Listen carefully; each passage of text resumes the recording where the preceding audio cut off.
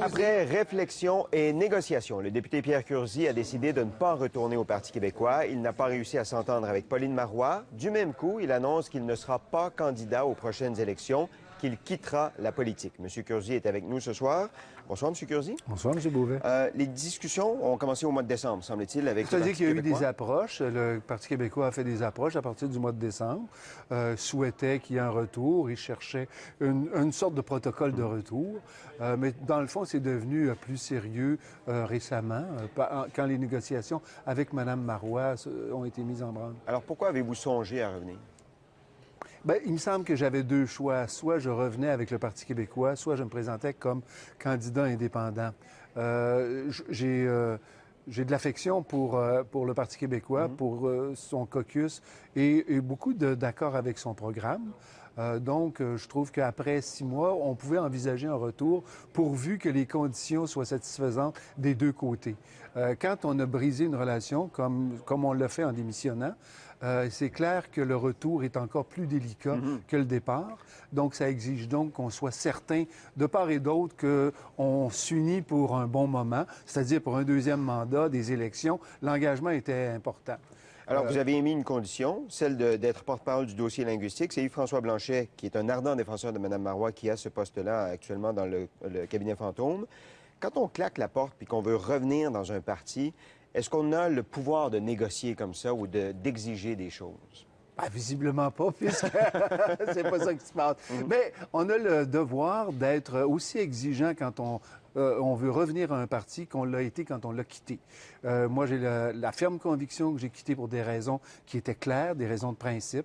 Donc, il me semble normal et naturel que je revienne en ayant la certitude que je vais de nouveau me sentir à l'aise à l'intérieur du parti et que le parti de même se sentira à l'aise avec mon retour plein et entier. Mais pourquoi c'est si important le poste de porte-parole en matière linguistique? Parce que le 27 mars, c'est-à-dire dans une dizaine de jours, je vais déposer une nouvelle loi 101, c'est-à-dire une charte de la langue française que j'ai retravaillée de A à Z avec énormément de changements. Donc, c'est l'aboutissement de 3 ans et demi de travail sur la langue française qui ont donné naissance au rapport sur l'anglicisation de Montréal et au rapport aussi sur les cégeps en français. La troisième étape, c'est commencer à apporter des solutions. Cette loi 101-là, c'est une solution. Alors, il me semblait incongru que, d'une part, je dépose comme député indépendant la nouvelle loi 101 et que je retourne au PQ sans avoir la responsabilité du dossier linguistique. Ouais. En même temps, juste pour qu'on se comprenne bien, vous vouliez revenir, vous avez porté une oreille attentive à un éventuel retour. Oui, Ça veut dire que vous étiez d'accord avec le programme du Parti québécois, que vous acceptiez le leadership de Pauline Marois. On a un peu de difficulté à comprendre le fait que, parce qu'on vous refuse un poste, vous ne vouliez plus y aller. Est-ce une affaire de conviction à ce moment-là ou c'est pas plutôt une affaire d'ego? Oh, l'ego, ça, j'avoue que c'est la seule critique que je ne supporte pas. Quand on dit que j'ai quitté par ego ou que je veux revenir par ego, ça, vraiment, je trouve que c'est de la réduction qu'on fait. Les raisons pour lesquelles je crois que ce dossier-là, je l'ai demandé, il m'a été refusé, donc la raison est claire, parce que c'est l'aboutissement de 3 ans et demi de travail. S'il y a un dossier que je connais et dans lequel je suis compétent, c'est celui-là. Alors, je souhaite revenir à l'intérieur d'un parti dans lequel je vais pouvoir jouer, me déployer correctement. Il me semble que c'est là ma force, c'est celle que j'ai démontrée. Il y avait une logique. Je comprends très bien, par exemple, que Mme Marois, elle, a à gérer un caucus, a à gérer le fait que les gens qui lui ont été loyaux ont reçu des dossiers et qu'il est très compliqué pour elle de les soustraire de ce dossier-là. Je comprends, et c'est la raison pour laquelle il m'a semblé qu'on n'arrivait pas à avoir une entente satisfaisante de part et d'autre. Qu'est-ce qu'elle vous a fait?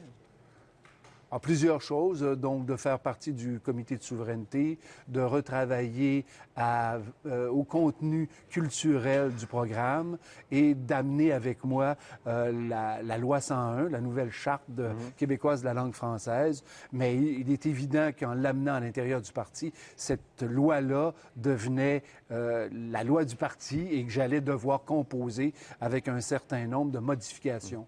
C'est quand même un beau vote de confiance, ça, non? De vous proposer ce genre de choses? Ah ben oui, mais je l'ai dit dans mon communiqué, ça a été des relations extrêmement courtoises, extrêmement respectueuses, et tout simplement, il n'y a pas d'adéquation suffisante pour que le retour se fasse avec des perspectives de durée. Il me semblait que c'était important pour moi.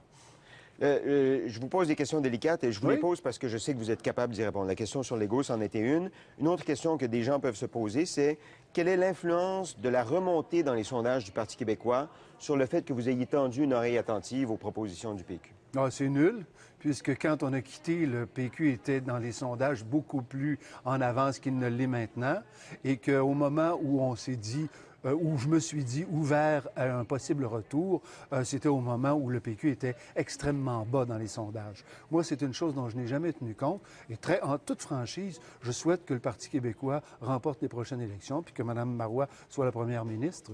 Il n'y a pas de rancune, il n'y a pas d'amertume, il n'y a pas de regret, et il n'y a pas non plus de renoncement à quoi que ce soit.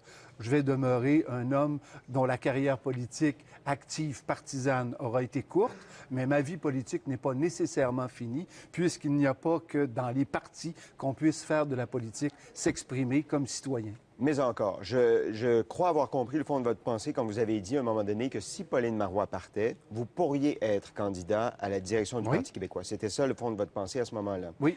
Supposons que Mme Marois perd la prochaine élection. Ça fera 2 élections qu'elle perd.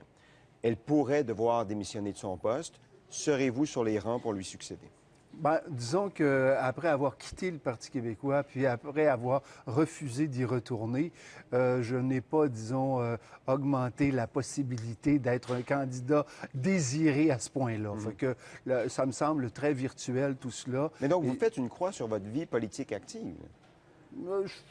Je fais une croix sur le fait de retourner actuellement au Parti québécois, mais je suis incapable de savoir quel sera l'avenir parce que la politique de ce temps-ci est dans un tel chaos et subit une telle accélération que tout change rapidement. Je ne renonce pas ni à mes convictions, ni à mon engagement, mais il me semble respectueux de dire que maintenant, je ne souhaite pas que le parti, la circonscription de Bordua, puisse glisser entre les mains d'un adversaire politique et surtout à l'encontre d'une majorité des citoyens de la circonscription qui sont des souverainistes, qui m'ont élu comme souverainiste au Parti québécois. Alors, si je m'étais présenté comme indépendant, j'aurais pris un risque que je ne refuse d'assumer. Il me semble que ce n'est pas correct à l'égard des électeurs. Très bien. Monsieur Curzi, merci d'avoir accepté notre invitation. Bonne fin de mandat comme député de Bordua. Merci. Au plaisir.